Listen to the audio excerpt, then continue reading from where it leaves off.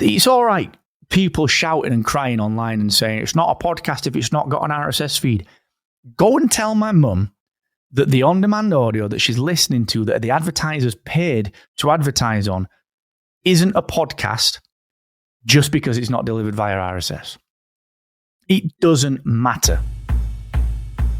Today, I'm delighted to welcome Mark Asquith to the show. Mark is a podcasting veteran who's been involved in the space since 2013 with his first podcast, Two Shots to the Head. This led to podcast websites and productivity, with a focus on helping podcasters grow. This culminated in the creation of podcast hosting platform Captivate FM that he co-founded with Kieran McKeefery and launched in 2019, becoming the world's only growth-oriented podcast host for the serious indie podcaster. We'll be chatting about that and more in this episode, so without further ado, that UK podcast guy, Mark Asquith. Hello, sir. How are you? You all right? Good, thank you. And first things first, you became a dad at the beginning of the year. So how are you and lovely Sam doing with Dottie? Good, thank you, mate. Yeah, all doing well. She's like 3 months old now, so that's bizarre, isn't it? All flies past, but yeah, everyone's doing well. Thanks, mate. It's a fun ride, as you know. That's awesome. Now, I mentioned in the intro, you've been in the podcasting space since 2013. Was the goal to always be involved and create SaaS products, or was it all just about podcasting then? I don't think it was either. I think it was like, first it was just get involved in podcasting and creating content, but that sort of happened at a time that I was ready for a new challenge anyway. I was running an agency that was doing well. We'd grown it. We were working with some amazing clients, but it was just boring to me. And podcasting just interested me. So whilst it wasn't the goal to create SaaS as such, I think it was more to create solutions. You know, whether that had been content, the amount of content that I've put out over the years is pretty heavy. And so I don't think it was necessarily SaaS. I think it was just solutions, and we had the skill set for SaaS, and we'd built SaaS and we'd done SaaS, and, we'd grown a lot of other things that are similar to how you grow SaaS. So it was a fairly natural fit, I think. But Captivate came much later. We only launched Captivate, I think, in 2019. That was into beta in August. And podcast websites was much earlier than that. So we'd been walking the floor for a while. So yeah, it was more solutions, I think, than SaaS. And you'd mentioned, obviously, Captivate's probably the business you're most known for now. You had podcast websites, but Captivate's probably the business most known for. And from the start, it was always marketed as the world's only growth-oriented podcast, which is a strong statement, but one I think any Captivate user would agree with. Did you envisage it being as successful as it is and adhering to that goal that you set out for it? I think there's a couple of ways to look at that one. I think there's sort of financially successful and then successful as a product that helps people. The latter, yeah, I always knew it would do well with that because we just built it for us. In 2019, Kieran and I were working, heavily on this. We were doing late night sessions on it most nights and, building it page by page. And we didn't approach it like a standard SaaS platform. I wasn't really interested in what users thought. I wasn't really interested in what podcasters thought. Because when you talked to them at that point, it was very much about, well, here's what we've got and we'll compare it to that. And I knew that wasn't what was needed in the space. Otherwise, you'd end up with another hosting platform like all the rest of them. So I was pretty confident that it would do well in helping people. The financial side of things, the business side of things, it's that's just a byproduct of doing good work, and I think and being a fair, open. Better than anyone how I approach things. As head of support and experience with Captivate, it's there's sort of a set of rules that we play by, and the customers have to play by. And we've always been pretty confident in that, which has led to the business doing well because it's attracted the people that like the way we do business, and it's naturally filtered out the people that don't like how we do business. And that's just a really valuable thing to do. So I always knew it was going to do well for podcasters. Whether we had 10 users, 50 users, 100 users, we didn't really know about that until we got users, and it grew very quickly. So yeah, the goal has always been users first and, help them, that's it. That's why we do so much content as well. And obviously, there's no 3 plan on Captivate. It's always been a goal that it's for the serious indie podcaster. Do you think that would ever change, or are you clearly Captivate is just purely for growth and people that want to grow the podcast properly? Well, I think the demarcation there is that we never introduced a freemium plan because we never needed to fill the funnel. We positioned ourselves as a premium podcast hosting platform for people that identify as serious podcasters. Doesn't matter how far along you are in your journey. If you identify as a serious podcaster, Captivate can help you. That is it. Sure, we've got resources for starting one and for growing one, and we'll ask you the question: are you starting or growing? But that's mainly so we can tailor the experience, and that we can tailor the content that we give you. So, we never needed a freemium model, because it's shaky ground, because you always have to fill that funnel. Look at the other hosts. Look at a Buzzsprout of the world. I like Tom, I like Kev, I like Alban, I like John, I like everyone over there. They're actually good friends, and we talk a heck of a lot, and I've got so much respect for them. But that business model was never for us when we first started out, because it was, you have to attract just, people that sort of are trading on price. And the challenge with that, when you're bootstrapped and you don't have the revenue behind you, we didn't want investment, we didn't want any of that, was that it could easily detract from the mission, which was to help people with high quality, serious growth focused podcasting tools. And the easiest way to just decide, is Captivate for me, is, am I willing to pay for my hobby or for my profession or for my, whatever podcasting is to you, am I willing to invest $20 a month in it? Just like everything, am I willing to invest a little bit? And that's been really important. Now, I never say never to anything. I'm not saying we will never be a host that wants the masses. It's just not what we do. We want to help a really specific set of people. So that's been our approach. That's we didn't even offer an annual plan until we hit a certain MRR threshold, because then we could self-finance even better than we were when we were bootstrapped. So everything's been very sensibly done with Captivate. Everything's been built on really strong foundations for that, and that's been by design. None of that's been by accident. And obviously, you mentioned that it's had a very specific approach from day one as to what you saw for, say, the 5-year plan or the journey for Captivate, which saw global, massive media company in the UK, one of the biggest, acquire Captivate at the tail end of last year.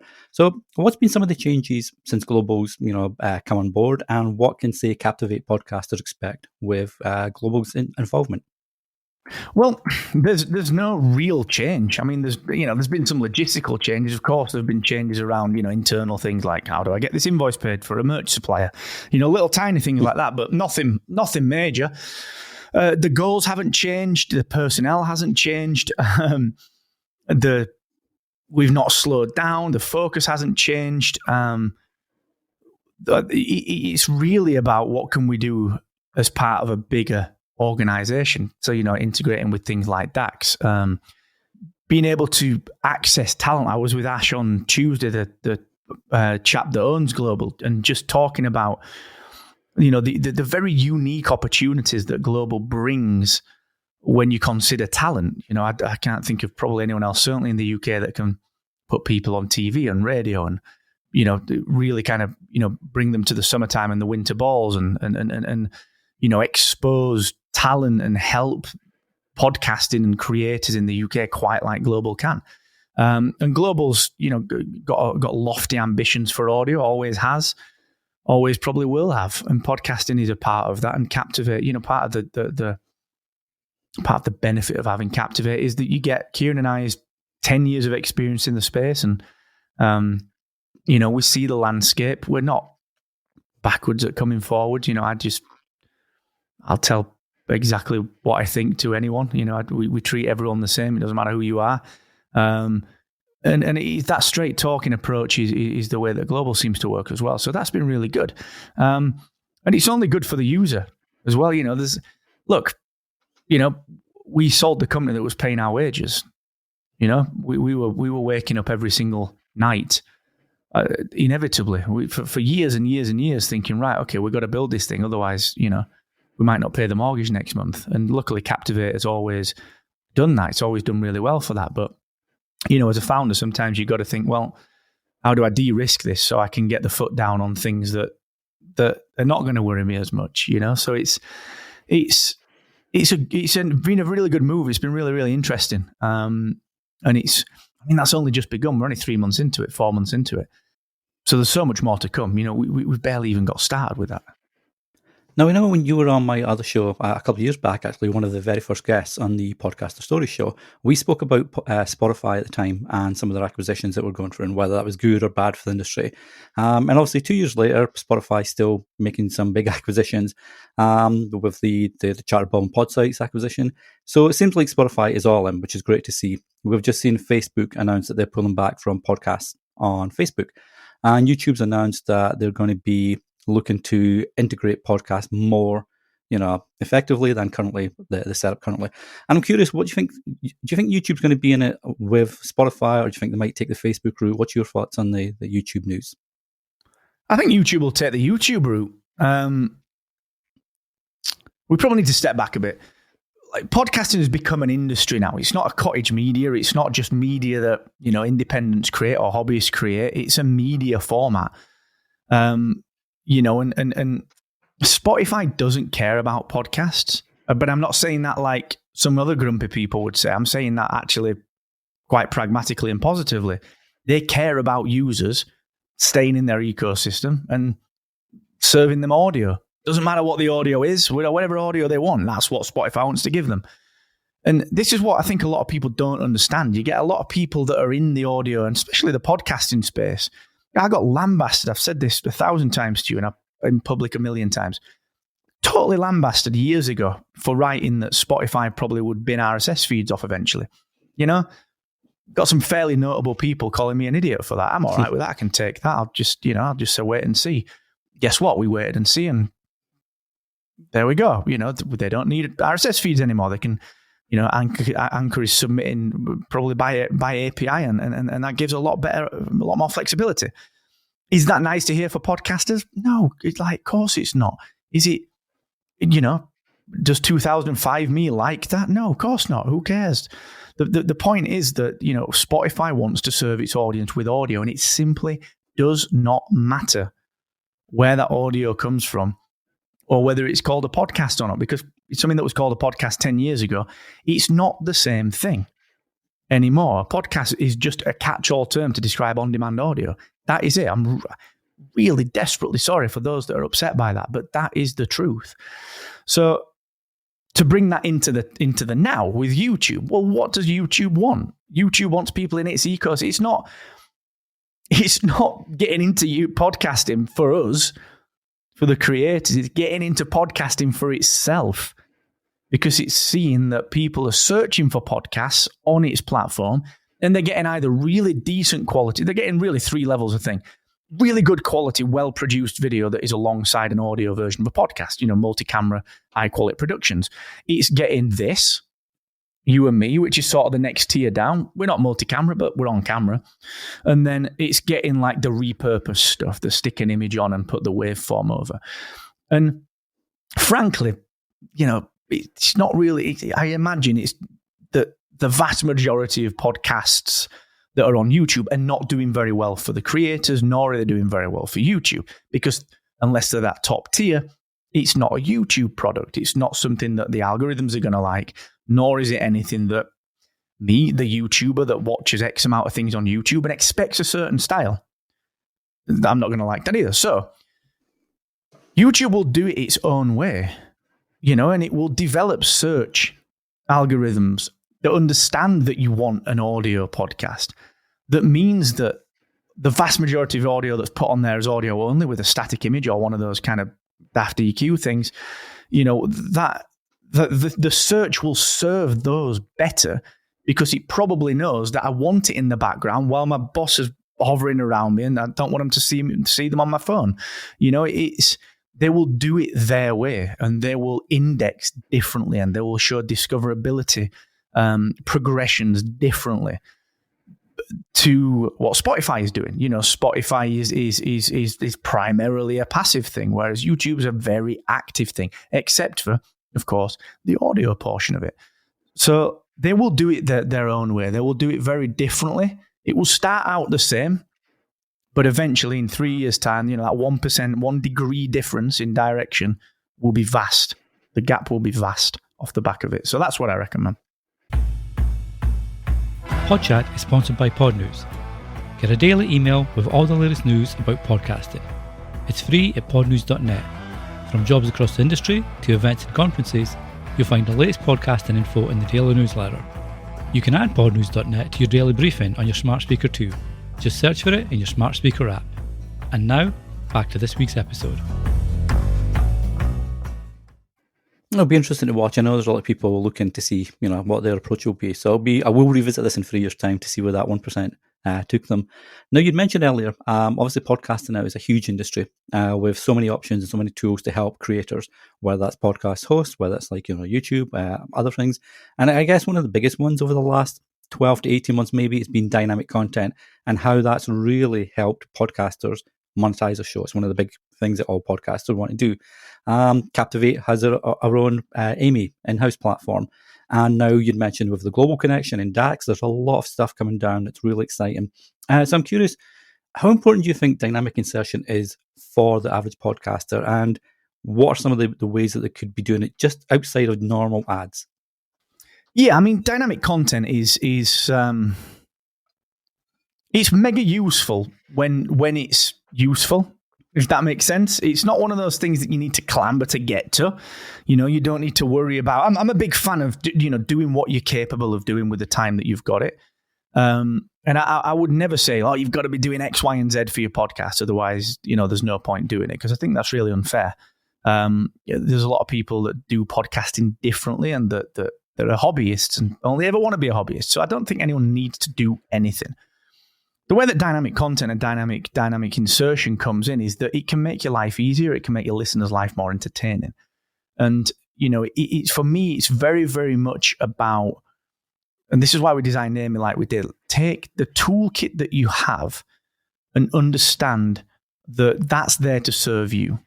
That if you've got a sponsor message, of course it's great for that. But actually, can you get creative with your content? Like we spoke about it a few times. I know you've tweeted about it a few times. Like, can you give listeners extra content? Can you do something more fun? Can you do something more interesting by varying your mid-rolls or your post-rolls or your pre-rolls, post-credits, a teaser for the next episode and so on and so on. Like, there are so many different things. But the key way to succeed with this, as with everything, is to design it. It's not to just go at it half-baked or to shoot from the hip. It's to design this thing out. How am I going to use dynamic content insertion, and actually get content that can be rotated in and out of my episodes in such a way that it's useful to me and it's not jarring. In fact, I'd go even further, that it's not just jarring, but it's actually useful and or entertaining for the listeners. Now, if you can hit those marks and if you can sit down and design it, it can make things quicker. It can make things easier. It can make things better. It can give your listener a better experience. But if you do it sort of from the hip, it's not going to benefit you. It will stagnate. Suddenly the content isn't dynamic. It's the content that is dynamically inserted a year ago that you've never touched because you've just never thought to change it. So I think just get savvy with the tools at your fingertips. We designed Amy to be really, really easy. One of Captivate's missions is to bring the elite tools, quote unquote elite tools, to the masses. We did that with everything from quote unquote advanced analytics that you've got to pay more for on other hosting platforms to dynamic content. So it's understand how the tools work first and then design something and then implement it slowly. So that'd be my advice. Rather than, I think a lot of people like shoot from the hip. A lot of people would just be like, I've seen this. I should probably spend an hour on it. No. Spend half a day on it. And if that half a day takes you a month to get through, that's all right. Just take the month. There's no one clamoring for you to have dynamic content today, but it is there and you probably should get to grips with it. And you mentioned about planning out and using different forms of dynamic. And I know yourself and Gary, our head of design at Captivate, you both have the Star Wars show. And you've been experimenting with putting that little teaser at the front saying, don't forget to stick around to the end. We've got a special announcement. How's that worked out? Because that's pretty new. This year, I think you started that? Yeah, I don't really like it. Okay. Don't listen to Gary. I think it's too don't long. listen to this episode, Gary. Yeah. Sorry, mate. I think it's too long, and I think that's a lesson to learn. But you got to test these things. I'm as honest as anyone. You should test, and if you don't like it, you don't like it. If it doesn't work, it doesn't work. Has it worked? Yeah, we've got some new patrons. I don't like it though. I think it's too long. I want to get to the content, so I think it's interesting because you learn what you, I suppose, what suits your voice. And that's one of the interesting things with pre-roll in particular is that if you aren't careful, it's the stickiness of your podcast that can be detracted from. And I think it's very, very important to understand where that line is. Like, I think we should have a pre-roll in there, and I think we should be using it for that. But it should be like, "Hi, this is Mark and Gaz from Spark Rebellion. If you want a sticker, chuck us a quid. sparkrebellion.com/Patreon onto the show." What's that? 6 seconds, So I think that is where it's at. It is that it's, for me, it's a prompt. It's a, oh, do you know what? I do like this show. I meant to do that last week. Right, I'm going to do it now. Last week I was driving. Today I'm not. All right, I'm going to do it. I'm going to get onto it. So for me, it's very much about that marketability. It's the touch point. It's the how many times do I need to tell someone to do something before they consider doing it? And we see that a lot in podcast advertising. Recall of a brand is much greater in podcasting than it is in many other media formats. So yeah, just guess what? Design it. Now, speaking of dynamic and designing it, one of my early guests, Brian Barlatta, was talking about the combination of dynamic and programmatic and how these can really work together, at a pretty cost-effective level as well, to really sort of nail down what advertising you want, what sort of call to action you want at the right time. And I'm wondering, obviously you see a lot of stuff and you might be able to talk about it at the moment, might not, 100% appreciate that. But you see a lot of stuff, what DAX is doing, what's coming with global, what programmatic is doing from an agency point of view. How do you see all this working together within this, maybe the next 12 months for podcasters of all levels? I think the sad fact is that it's not for podcasters of all levels right now. Programmatic is where you set your parameters and say what kind of advertisers you want, and they do the same, and you match, and you'll sell a slot, and the ad will be dynamically inserted into that. But it doesn't work, does it? It doesn't work unless you've got mass numbers. And I think that's the challenge, is that a lot of people sign up with someone like Anchor because it's got checkbox monetization turned on. And they realize that it's crap. You make what, £1 a month, £2 a month, 10 quid a month, 20 quid a month, 50 quid a month. Basically, you don't make the amount of money that you think you're going to make when you press the monetization button. And it's the same on YouTube and whatever. Now, Anchor's a great platform. I've got nothing against it. I'm not one of the Anchor bashers. I don't care if you use Anchor or not. But what I do care about is that you understand what monetization means. And monetization means, in the programmatic and the dynamic ad sense, it means that you have an audience that is big enough for someone to say, I want impressions of my ad to reach that audience. And that is only going to work if the audience is big enough. And that is where the opportunity lies within podcasting, is that actually, if you put the things together, brand recall is huge on podcasting. Niche audiences are really, really powerful, and the intimacy that's created between a creator and the listener is a much more powerful bond than many other mediums. But yet, we've not yet figured out how to programmatically leverage small niche audiences and to track that through. And, Brian used to shout about privacy, not so much anymore. I don't know why he stopped doing that, but let's assume that it's because it's really hard to solve the problem. And it's, you stick your head on the chopping block and don't have a solution, people notice. And I get that because I feel the same about privacy. Have we all solved it yet? No, we haven't, because it's really tough.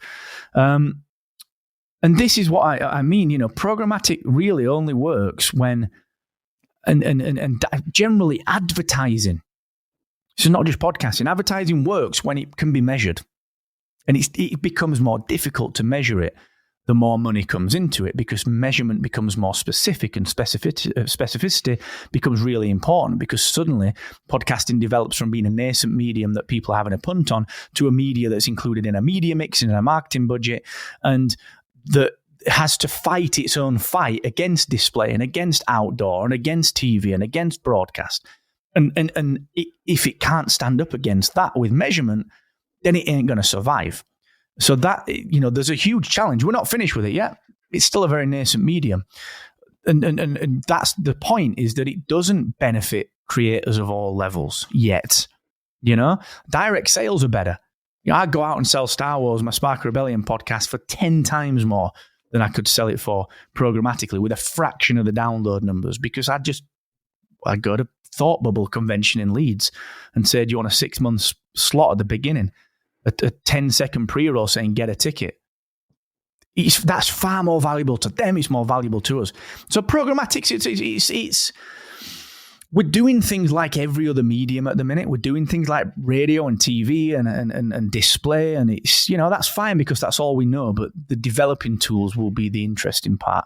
And how that continues to develop will be fascinating. So it's, I don't want people to buy into that, programmatic will help everyone to monetize, because it won't. Programmatic is just a technology to match things, match me to an advertiser and vice versa, and just do so using a set of parameters.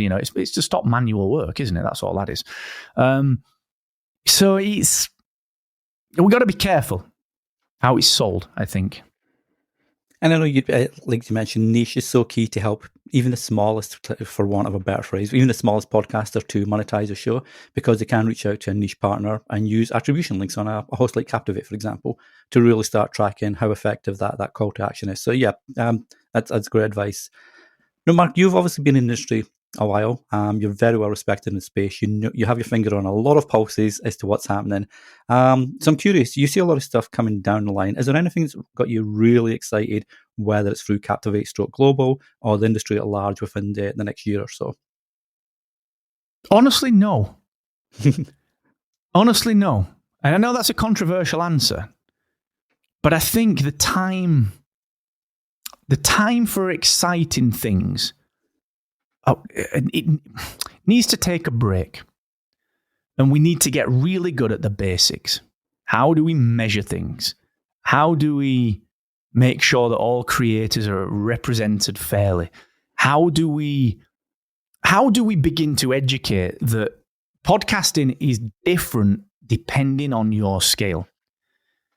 It's all right, people shouting and crying online and saying it's not a podcast if it's not got an RSS feed.